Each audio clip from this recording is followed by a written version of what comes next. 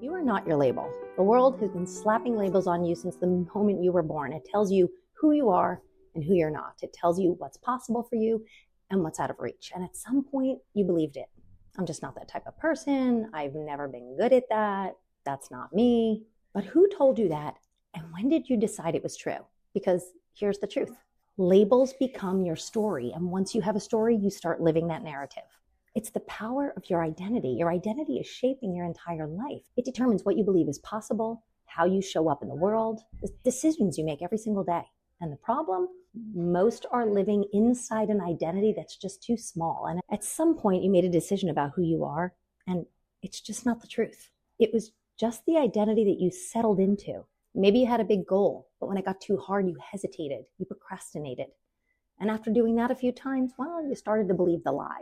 I'm a procrastinator, I'm not that good at this, or I'll never be successful at that. And then suddenly that one behavior, it becomes a permanent label. And instead of fighting for your dream, you start protecting the identity that's keeping you small.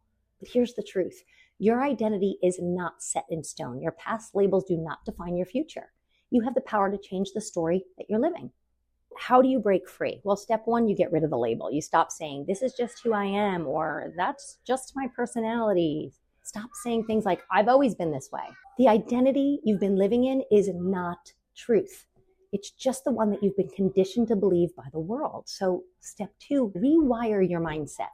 Your mind is a recording of the past, playing the same stories on repeat. So change the story, rewrite the narrative, and speak truth over yourself. Start asking, who does God say I am?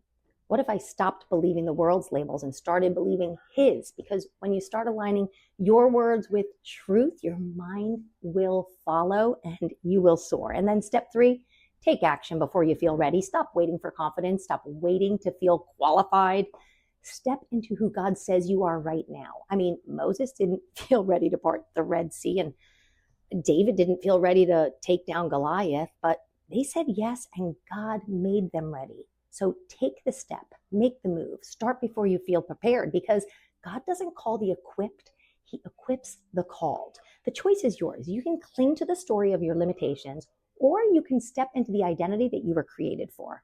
You are not your past, you are not your limitations, and you are certainly not your labels. You are who God says you are. And when you start believing that, everything changes. I'll show you who you are. I'll see you through the eyes of God. You are made for so much more. Let's elevate.